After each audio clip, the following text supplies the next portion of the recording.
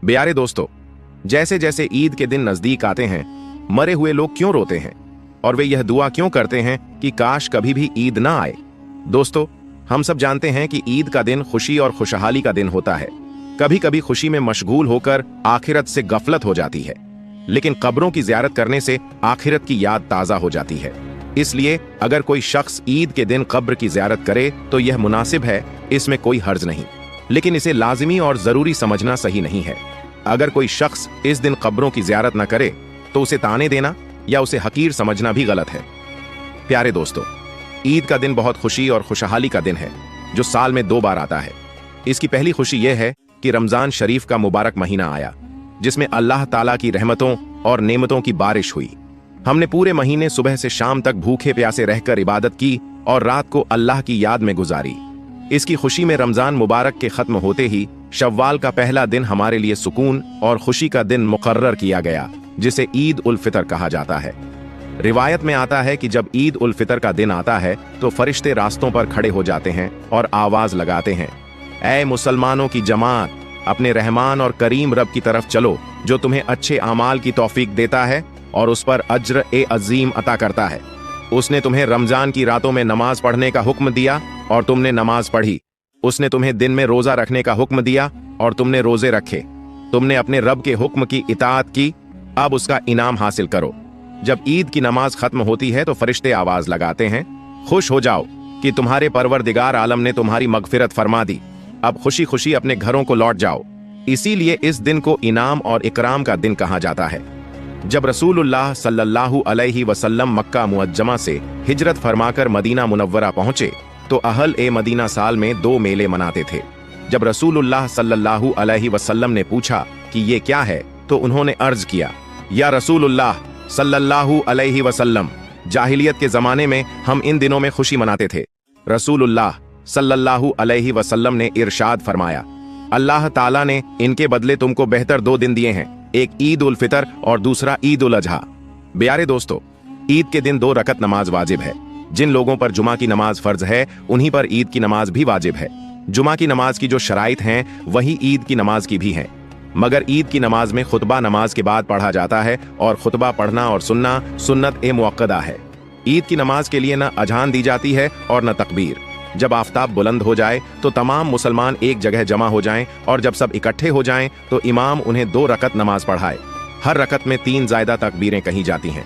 इन तकबीरों का कहना इमाम और मुमतदी दोनों पर वाजिब है। इसके बाद इमाम मिंबर पर खड़े होकर खुतबा पढ़े। अब सवाल यह है कि ईद तो सभी जिंदा लोगों के लिए खुशी का दिन है, मगर मरे हुए लोग ईद को लेकर गम क्यों मनाते हैं?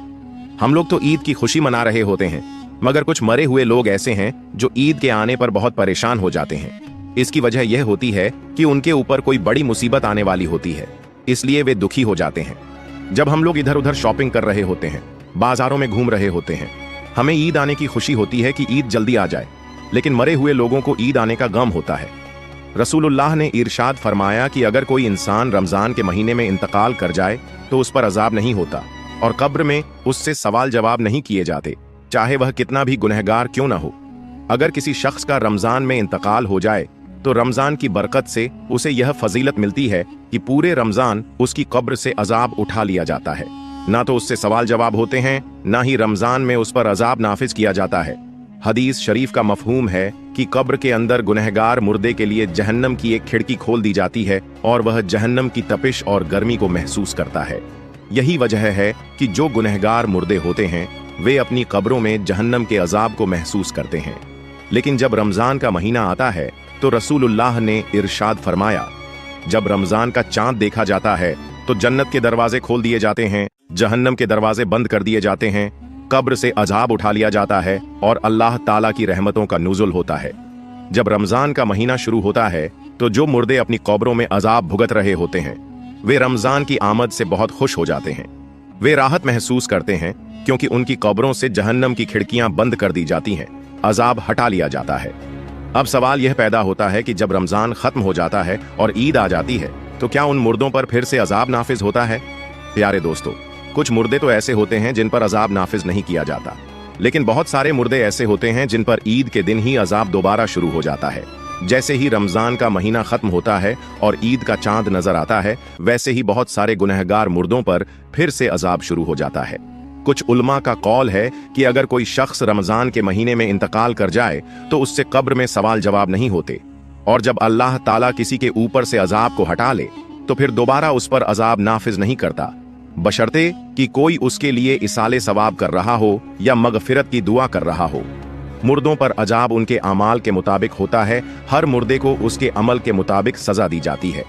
जो लोग मुसलमान होते हैं और गुनहगार होते हैं, अल्लाह ताला उनके गुनाहों की वजह से उन्हें सजा देता है, और जब अल्लाह ताला चाहता है तो उन्हें माफ कर देता है और रमजान में उनसे अजाब हटा लेता है।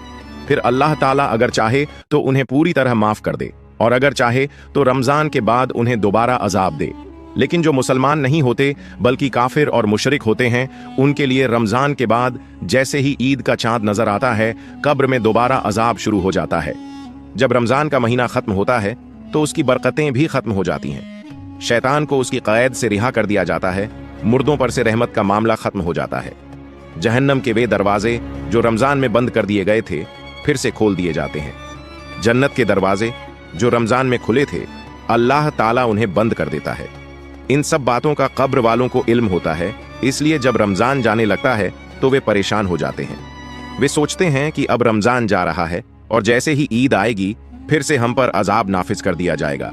इसी वजह से वे गमगीन हो जाते हैं और रोते हैं। प्यारे दोस्तों, रमजान भर तो मरहूमीन की ईद होती है, क्योंकि उन पर कोई अजाब नहीं होता। हम लोग जब रमजान के आखिरी अशरे में अल्लाह रब्बुल आलमीन से अपनी मगफिरत की दुआ करते हैं तो हमें अपने मरहूमीन के लिए भी ज्यादा से ज्यादा इसाले सवाब करना चाहिए, और सिर्फ अपने मरहूमीन के लिए ही नहीं बल्कि तमाम मोमिनीन, मोमिनात, मुस्लिमीन और मुसलमानों को भी याद रखना चाहिए। हमें उनकी मगफिरत की दुआ करनी चाहिए और उनके लिए भी इसाले सवाब करना चाहिए। अल्लाह तबारक व ताला हमें नेक आमाल करने और गुनाहों से बचने की तौफीक अता फरमाए। हमें अपने मरहूमीन के लिए ज्यादा से ज्यादा इसाले सवाब करने और उनकी मगफिरत की दुआ करने की तौफीक अता फरमाए। आमीन सुम्मा आमीन।